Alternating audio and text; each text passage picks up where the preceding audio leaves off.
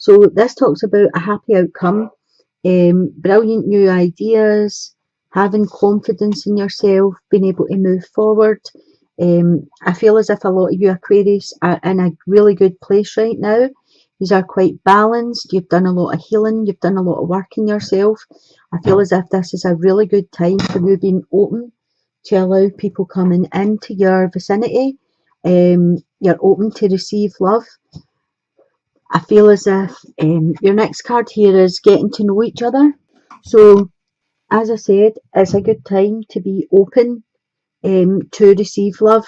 For those of you that have already met somebody, I feel as if this is going to be really good as you start to get to know each other. Your bond will start deepening. I feel you're on the right path with this. If you've not met MD yet, I do feel there's a good chance this month of someone coming in. I would say late November, early December. This could be at functions, Christmas parties, socialising. For those of you in America, it could be meeting somebody at a Thanksgiving reunion or, something like that. You have the Wheel of Fortune, which talks about you moving forward in the cycle. So for those of you that have been single for a long time, I do feel there's an energy coming in for you. The next card you have is the Ace of Pentacles, which is a really great card. This is someone coming in that is totally attentive.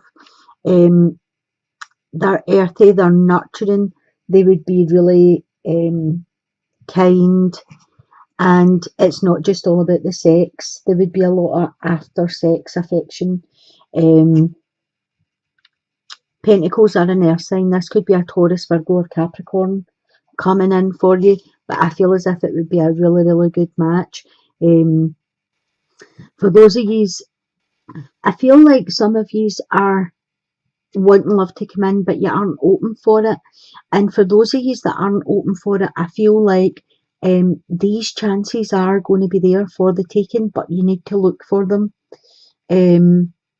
So if you are out socialising, don't wait for them to approach you. You approach somebody, have a chat, have a laugh, make it light-hearted, see how they take on your energy. I'll pull another card for you. Oh, Ace of Chalices. 2 aces, 2 new beginnings here, and a 10, which is an end of a cycle, which brings in a new beginning. So things are looking really up for you. The Sun card is your hopes and wishes being fulfilled. So the Ace of Chalices, again, a loving, kind, gentle relationship on the way in. This could be a water sign, Cancer, Scorpio or Pisces. Very much a relationship of attentiveness, petting,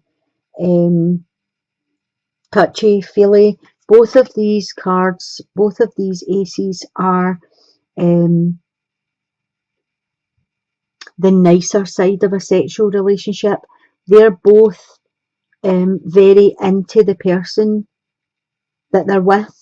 They are, they listen to what you're saying. They're kind, they're sensitive, they're emotional.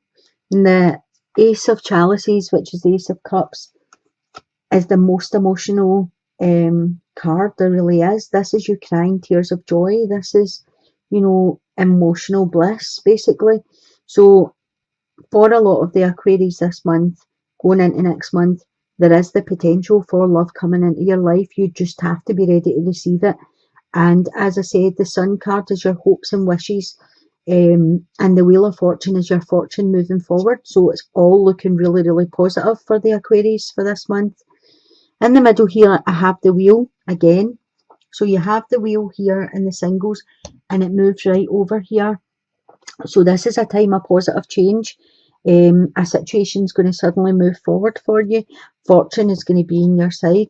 That is definitely someone coming in and they're worth waiting for. So this person, everything's happening in divine timing for Aquarius. I feel for some of you have waited a really long time for somebody to come in. You have the King of Pentacles here.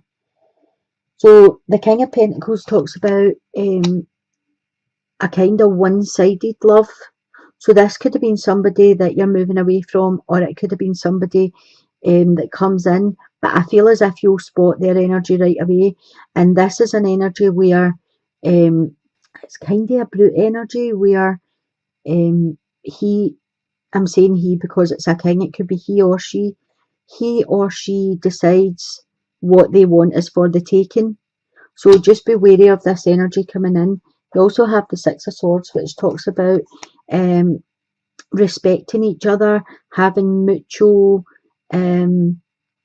ideas, mutual interests, being into the same things. Yous are loving, yous are kind together. So be wary of this King of Pentacles coming in because there is something better there for you. The Three of Pentacles. So the Three of Pentacles talks about holding on. Once you've found what you're looking for, holding on tight to it. I feel as if there will be a click for you. Somebody's going to walk into your life, you're just going to click with them.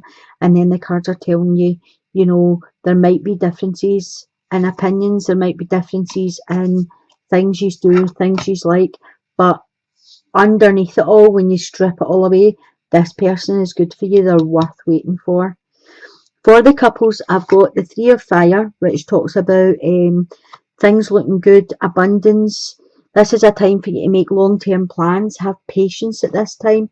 So this could be the one that you're with just now. This could be the one. You've already met the romantic partner you're seeking. So this is a time where things are just looking very good for you. There's abundance coming in, there's stability. A 3's one away from a 4, and a 4 is a foundation, a stability. And I feel as if you have 2 7s here. You have the 7 of Swords and the 7 of Pentacles.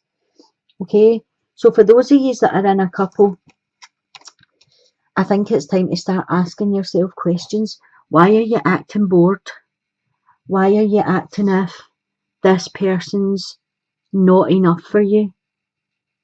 You have it in your head that there's something more out there, there's something better out there, the grass is greener. I feel as if this is going to take a wee bit of work for you to get back on track here. If it's back on track you want to do, maybe there's some of you that are wanting to walk away from this relationship, but the cards are saying this could be the one.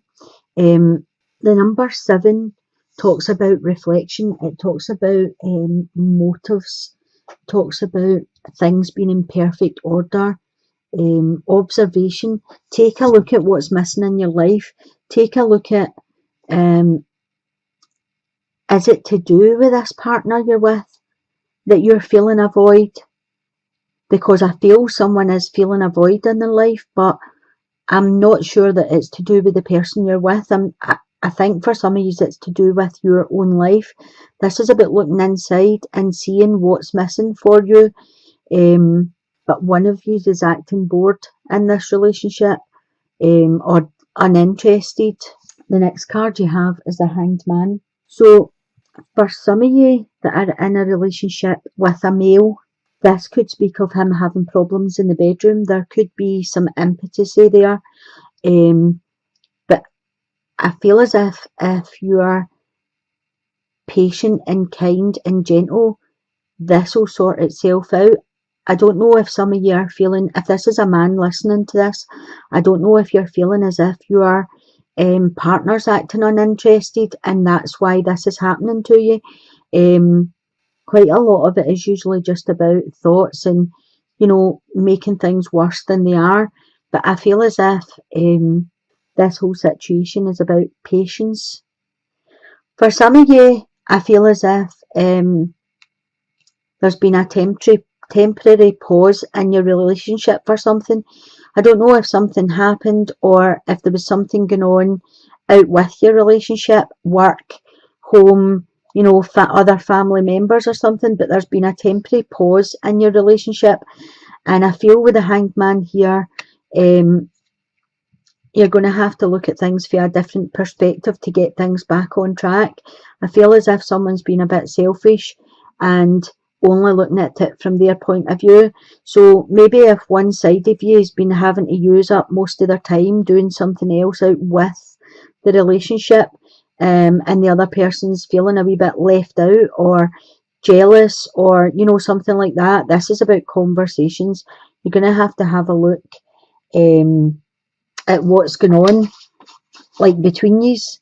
Some of yous might want to have a wee period of solitude, or, you know, a disconnect, just to take a time out and actually look and see, try and think about the positives and the negatives. Write down everything that you love about your partner and write down what's annoying you, and then try and remember back to when you met, what you loved about them, and just see if it matches up, that you still love the same things, and then put it into perspective and look at it from a different position. I'm going to pull a wee card from the Whispers of Love for you and see if we can get an overall message.